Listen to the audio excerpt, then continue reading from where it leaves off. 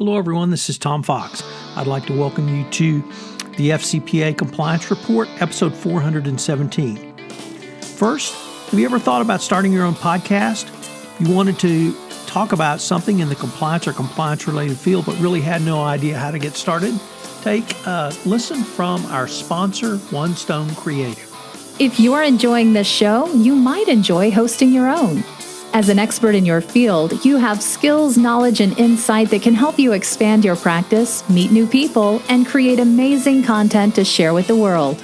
In as little as 2 hours a week, you can dramatically change how you promote, fill, and position your business. And One Stone Creative can show you how.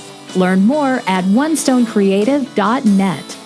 In this episode, I have three lawyers from Miller Chevalier, Maryna Kavaleuskaya, Michael Skopets, and Ann Sultan, who are here to talk about the firm's inaugural Europe-Caucasus-Asia Corruption Survey.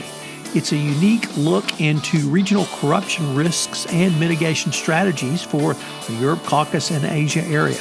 It's a fascinating exploration of where corruption stands and what you might do to mitigate those risks. I know you will find it useful and you will enjoy this podcast. The FCPA Compliance Report is a part of the Compliance Podcast Network.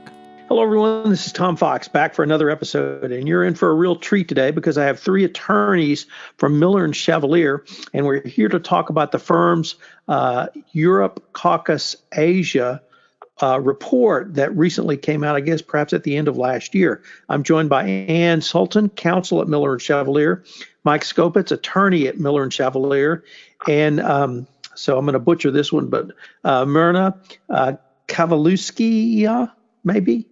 I'm sure if you can correct me, an associate at Miller. So with that long-winded and butchered introduction, everyone, welcome, and thank you for taking the time to visit with me today. Thanks so much for having us on, Tom. Thanks, Tom. So let's just jump into why did you guys, or even the firm, want to survey corruption in this region? I'm going to call it the ECA. Obviously, Miller's done the Latin American survey for many years. It's a very useful piece of information for the compliance practitioner. But what drew you to this region? Thanks, Tom. So just so that everybody's on the same page as to what exactly this region is, we define the ECA or ECA region as basically the 15 countries of the former Soviet Union. That would be Armenia, Azerbaijan, Belarus, Estonia, Georgia, Kazakhstan, Kyrgyzstan, Latvia, Lithuania, Moldova, Russia, Tajikistan, Turkmenistan, Ukraine, and Uzbekistan in alphabetical order. There were a few key factors that drew us to do this survey. First, just in looking at the countries in the ECA region, we've seen significant legal and political changes in a number of them over the last couple of years, and we thought that those changes might have a meaningful impact on corruption in those specific countries and also potentially throughout the region. So we wanted to get a pulse on the current status there now. Second, each of the three of us has a personal connection to the region, and we all do work there. So Maryna is from Belarus, Mike is from Latvia, my family's from Russia. And third, as some listeners know, and as you mentioned, Miller Chevalier has conducted a similar survey of corruption and compliance programs in Latin America over the last decade. And that survey and the results it's generated have provided information that's proved very useful for clients and others who are doing business in the region to gauge corruption and different risks throughout the countries of the Latin American region. So all of these factors kind of came together in the last year to inspire us to zoom in on the ECA region and see what we could learn and share about corruption and compliance programs there. The main goal of our survey was really to look at this region and gauge in particular the experiences of business people with corruption in each country of the region, and also to look at the various compliance practices and mechanisms that companies operating in the region have put in place to safeguard themselves. Many people, as I'm sure we'll discuss more, think that the ECA or ECA region is a pretty homogeneous region. And given the country's background, of course, that's not surprising. The region, of course, has a common Soviet past Russian is still a common business language across the region, even in countries where it's not even the official language. And there are very significant economic ties between some of the countries, including, for example, regional economic treaties like the Eurasia Economic Union. And there are governance similarities among the countries, including similarities in their legal and judicial systems. So all of this kind of makes people think that the region is very homogeneous and has similar risks across the countries. But at the same time, since the dissolution of the Soviet Union, in many ways, these countries have taken very different paths in their development. And so we surveyed these business executive board members, in-house legal counsel, and other professionals working throughout the region for their insights specifically on each country so that we could gather data about the differences and similarities among the countries. So what were some of the key differences or similarities that you did identify? Hi, Tom. Maryna here. Well, as Ann has just mentioned, outside the ECA region, there is a tendency to bunch all of the ECA countries together. For example, as far as Eastern Europe, former Soviet states, or CIS. And there is a broad perception that these countries are quite similar in risk. The survey, however, shows that this is very much not the case. Based on the survey responses we gathered, we divided the ECA countries into three main categories. So the first category includes Estonia and Lithuania, the countries with viable anti-corruption systems that show positive results. On the other side of the spectrum, there are countries where corruption continues to be a significant challenge for businesses.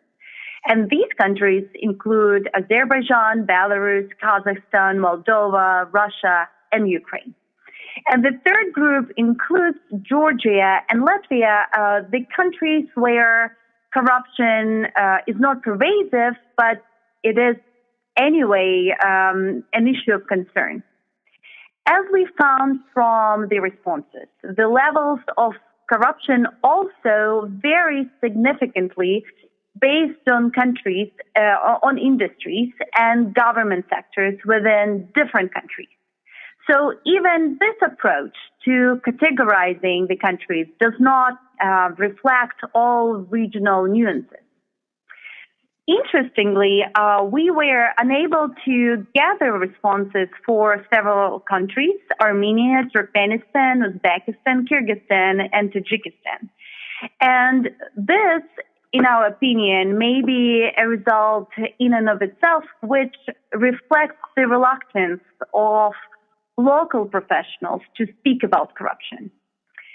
Since we conducted this survey, some major political changes took place in the region. In Armenia, the new government declared combating corruption as one of its key priorities. In Uzbekistan, its new government has recently introduced a number of anti-corruption reforms, including the laws on procurement and the law on counteracting corruption. And we are closely following these developments, and we do hope to see positive changes in local law and enforcement practices in the near future. So that's very interesting, the lack of a response indicating information. And certainly perhaps concern, but many of the countries that did appear to respond that you've been able to garner results from are certainly some of the larger economic powerhouses in the region: Azerbaijan, Kazakhstan, Ukraine, etc. Does this lack of information that you were able to garner, you feel, sort of raise the risk level, or how would you utilize that information in advising a client? Tom, thanks for that question. It's certainly a data point to be considered. However, in context, there are other indicia of corruption risk that should be looked at. We feel that the absence of some sort of a formalistic response to the survey certainly just requires that companies pay more attention and devote more resources to compliance that's specific to their circumstances, specific to the local parties that they're engaging with, in those countries for which our data, at least, was not significant enough to report in the survey. And anything else, any other finding you take from the survey, is certainly still going to be considered in context, both of the company's operations, whether it's the sector that it operates in, the industry, and the local entities with which it engages, the local government functions within which it engages. So I don't think it quite rises to the level of a red flag. The fact that Armenia, for example, or Kyrgyzstan is one of these countries that a U.S. company is thinking of operating in, but it's a concern.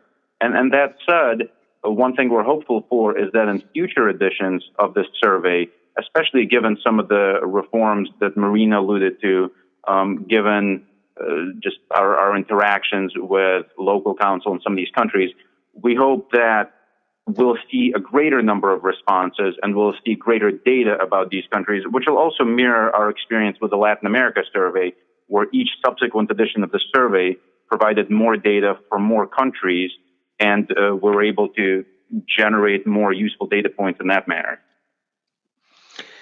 So I thought it was really not only interesting, but frankly quite useful that you were able to tie not just corruption, but also compliance together in this survey. So what were some of the things you guys found about anti-corruption compliance programs, or perhaps other types of compliance programs such as anti-money laundering or other things that were really specific or surprised you about the ECA region? Let me take that one too, Tom. With respect to compliance, as you can tell from the survey, we asked the participants to reflect on what we generally view as kind of the basic or key anti-corruption compliance hallmarks.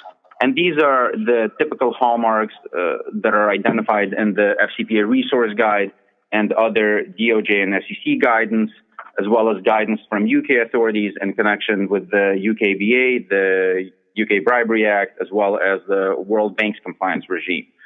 And what the survey responses show is that anti-corruption measures utilized by companies vary significantly by country and also, notably, by the location of company headquarters. And this last data point, the company headquarters in particular, it's an interesting one, but it makes a lot of sense given that multinational companies may have certain compliance-related legal requirements or obligations in specific jurisdictions where they're headquartered or where they have significant operations, such as obviously the U.S., UK, some other European countries are kind of at the top of mind with respect to that.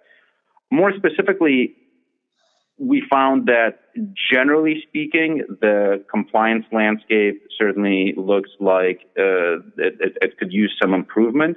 The most common compliance practice, anti-corruption compliance practice of companies working in the region is the implementation of an anti-corruption policy, which is obviously a foundational compliance block, and yet fewer than 2/3 of respondents said that their companies have even that.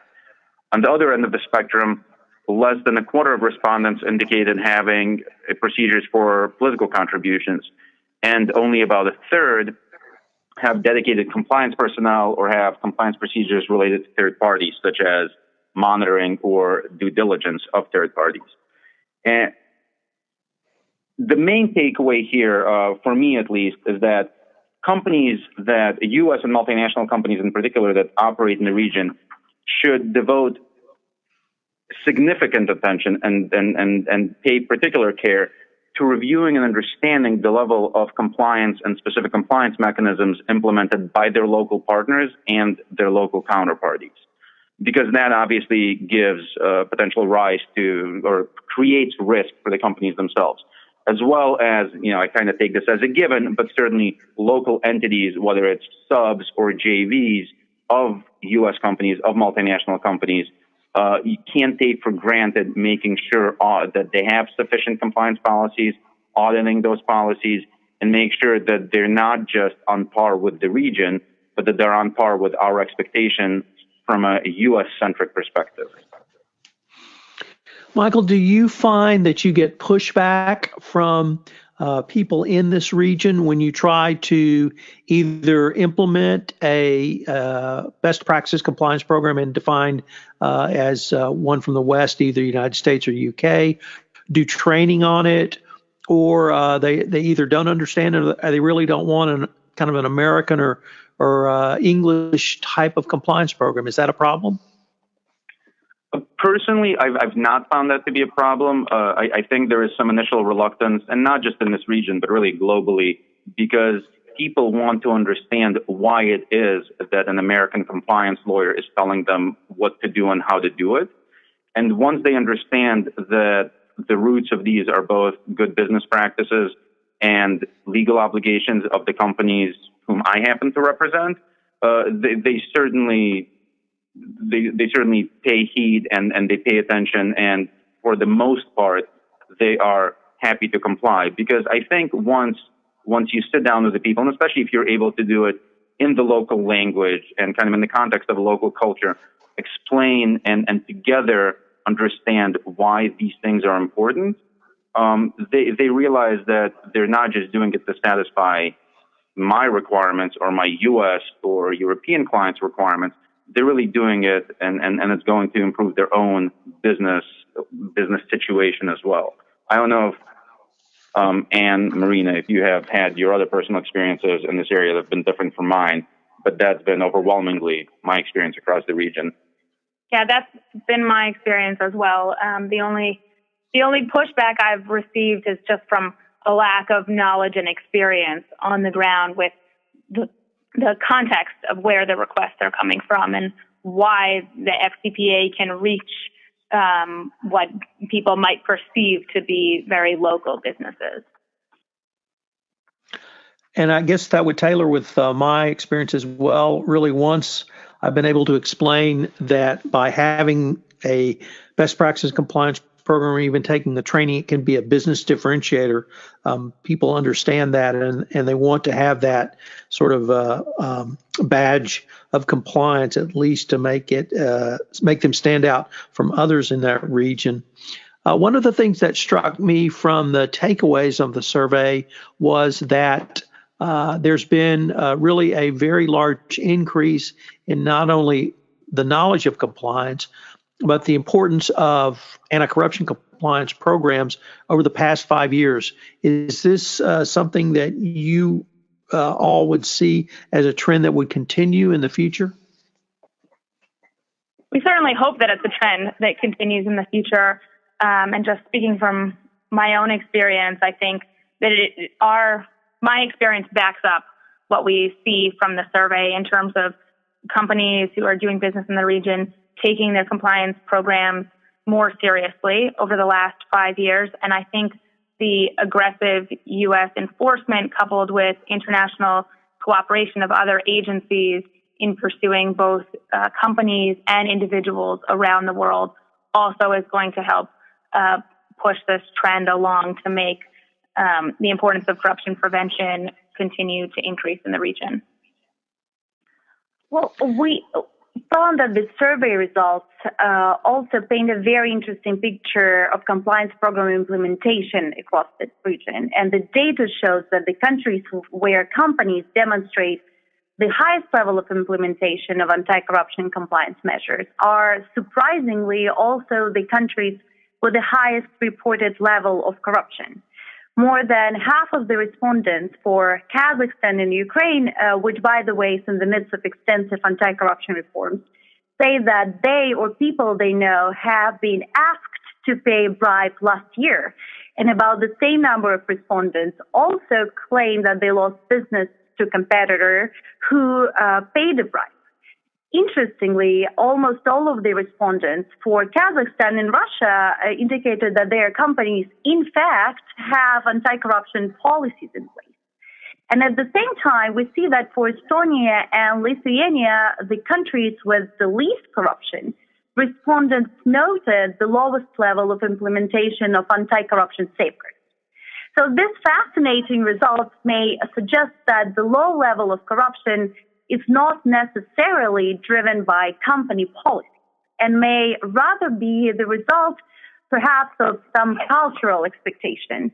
And another reason for these discrepancies may be also that companies in high-risk jurisdictions implement stronger compliance measures because they are simply more accustomed to corruption risks. And these findings definitely show that it is not enough to have a rigorous compliance program in place. For best results, it should be continuously revised to address country-specific risks. And it is also important to pay close attention to the dynamic anti-corruption reforms in Ukraine, Uzbekistan, and Armenia to ensure that compliance programs adequately reflect the current situation rather than some kind of historic trend.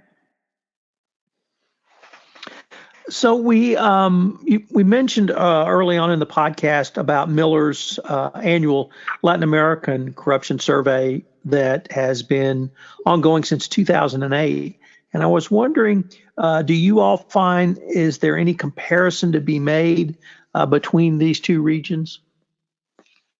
That's an interesting question, Tom, and that's something that we certainly tried to do some analysis of and to see the extent to which we can maybe compare specific takeaways or compare the region more broadly.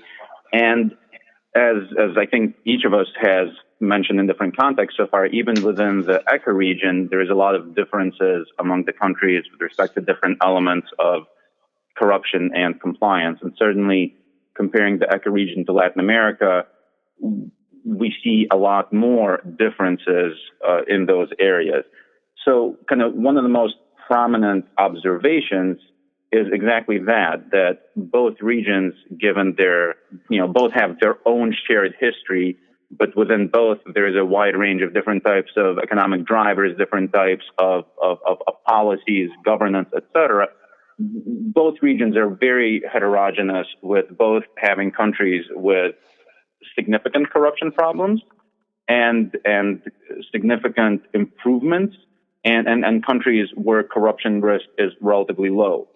And one particularly interesting thing about Latin America, since we've conducted several surveys there, is that over the last 10 plus years or so since we conducted the first survey, we've observed a very noticeable improvement in both the corruption and the corporate compliance landscape, as I think you and any other professional in this area has certainly observed as well.